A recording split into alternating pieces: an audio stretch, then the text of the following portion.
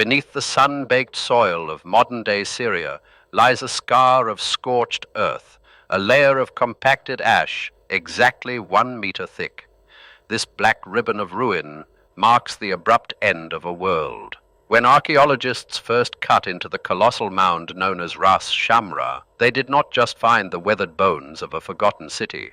They uncovered a sprawling crime scene, a metropolis frozen in the absolute terror of its final hours. The year was 1185 BCE. Across the Mediterranean, the late Bronze Age was reaching its magnificent zenith, a period characterized by unprecedented wealth, complex diplomacy, and early globalization. Vast empires were deeply entangled, bound together by rigid treaties and predictable trade winds. Yet in a matter of months, this intricate international tapestry of civilization would unravel completely, leaving behind nothing but smoke, shattered pottery, and profound silence. At the absolute center of this systemic collapse stood Ugarit, a glittering port metropolis that served as the beating heart of ancient commerce. Its wide streets were lined with palatial estates and massive stone warehouses, its deep water harbor choked with cargo ships from Egypt, Cyprus, and the Hittite Empire. But the buried stones of Ugarit tell a chilling story. The city was not slowly abandoned to the shifting sands of time. It was violently murdered. The evidence of this sudden death lies scattered throughout the ruins, baked into the very clay that meticulously recorded the city's daily life. Deep within the collapsed structural remains of the palace archives, excavators uncovered thousands of dense clay tablets. These were not mythological epics or religious poems.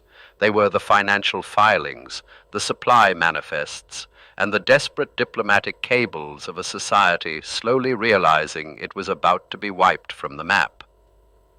To understand the escalating panic captured in those final texts, one must look at how heavily Ugarit relied on a fragile, highly interconnected economy. The city produced almost no raw precious metals of its own. Its massive wealth was entirely synthetic, generated by acting as the ultimate geopolitical middleman for copper from Cyprus and tin from the distant east. It was a maritime trade hub that thrived on the dangerous assumption that the ships would always arrive. Imagine the daily rhythm of the ancient waterfront. Wealthy merchants speaking a dozen different languages haggled over Lebanese timber, Egyptian grain, and Afghan lapis lazuli. Master scribes sat in the shade of linen awnings, pressing cuneiform wedges into damp clay to track fluctuating exchange rates and complex debt obligations. Ugarit was the ancient equivalent of a global financial capital, humming with the relentless, nervous energy of profit, leverage, and market speculation. But extreme hyperconnectivity carries a fatal, hidden flaw. When an economic system is perfectly optimized for maximum trade efficiency, it becomes wildly vulnerable to sudden disruption. A localized drought in one kingdom meant a severe famine in another. A single severed supply line could halt vital bronze production across 3 separate empires. The staggering prosperity of the late Bronze Age was an intricate house of cards, and the wind was beginning to pick up. By the early 12th century BCE, the geopolitical climate of the eastern Mediterranean was deteriorating rapidly. Devastating earthquakes rattled the Levantine coast. Prolonged multi-year droughts withered vital harvests from the Greek mainland to the Anatolian plateau. The great Hittite Empire, a massive military superpower and Ugarit's nominal protector, was starving, demanding endless emergency shipments of grain just to keep its desperate populace from violently revolting. Out of this systemic regional distress emerged a terrifying, unpredictable new variable.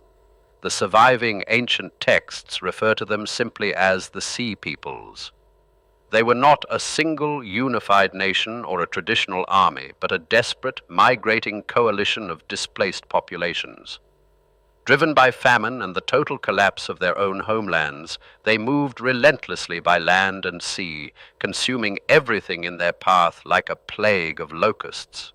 The physical toll of their violent advance is written in the thick ash layers of countless destroyed settlements along the coast.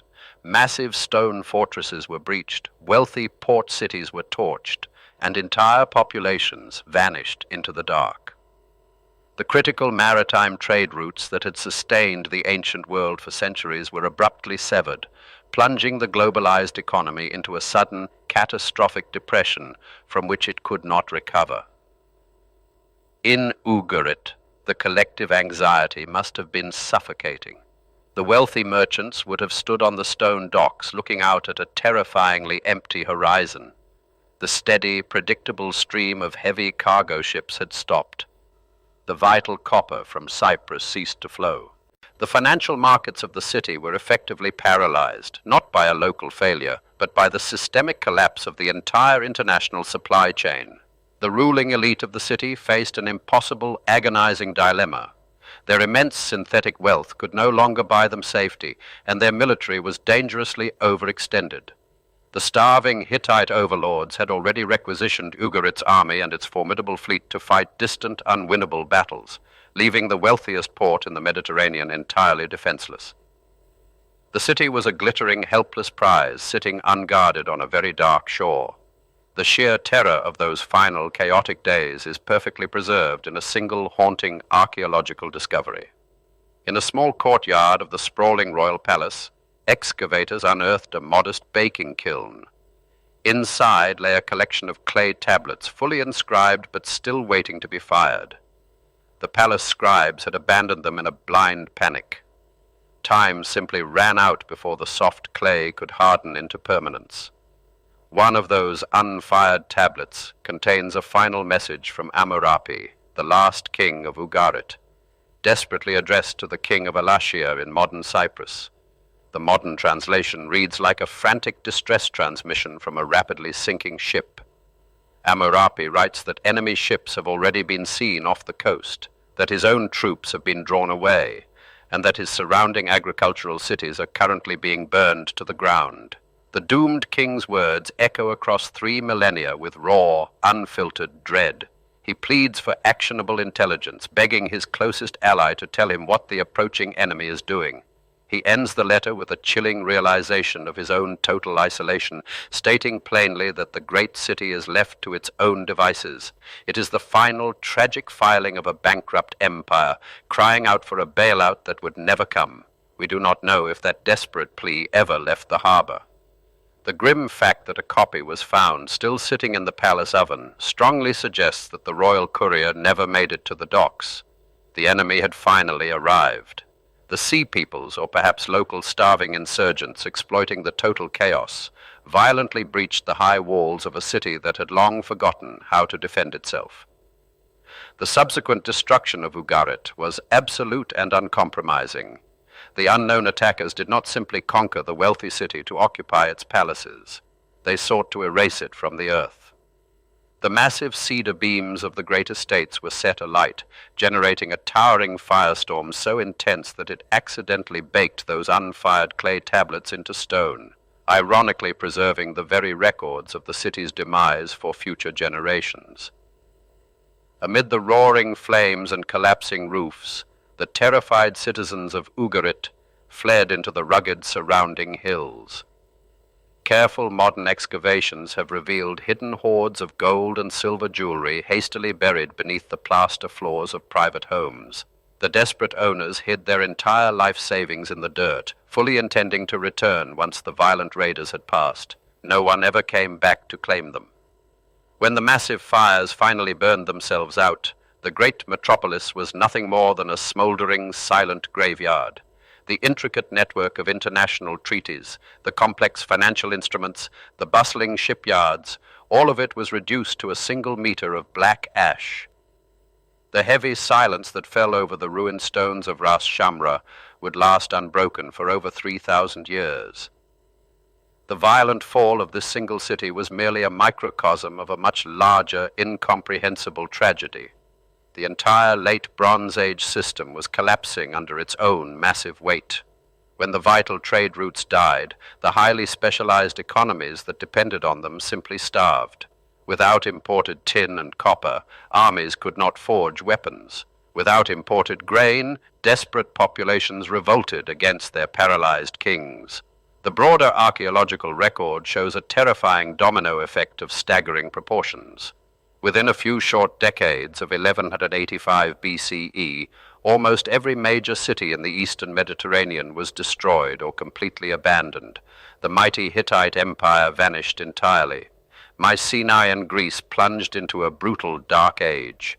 The globalized ancient world broke apart into isolated, fearful fragments, losing centuries of technological and cultural progress overnight. Modern scholars still fiercely debate the exact primary catalyst for this regional apocalypse.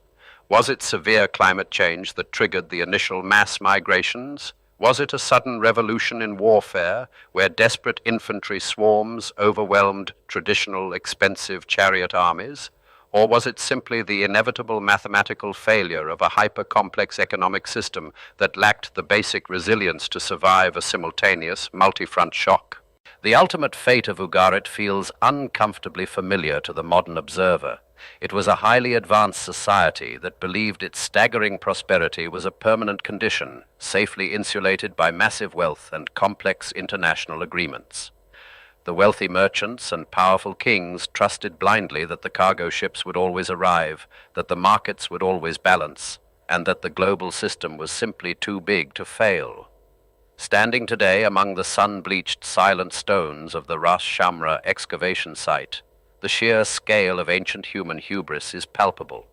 The empty archways and shattered courtyards offer no comfort to the wandering mind. The deep excavation trenches cut through the compressed strata of time, peeling back the dirt to reveal the sudden, violent terminus of a forgotten golden age. The recovered clay tablets remain the most haunting witnesses to this total catastrophe. They act as the indestructible black boxes of a crashed civilization. In their rigid, wedge-shaped cuneiform script, we can read the exact moment when the grand illusion of security shattered. We can feel the intense heat of the approaching fire and hear the rising panic in a king's voice as he realizes no one is coming to save him. The sudden fall of the ancient city of Ugarit is far more than a tragic footnote in antiquity. It stands as a stark, enduring reminder of the extreme fragility of complex human systems. The thick ash layer buried beneath the Syrian soil is a permanent monument to a world that confidently built its entire future on the fragile promise of endless global trade, only to watch it all burn to the ground.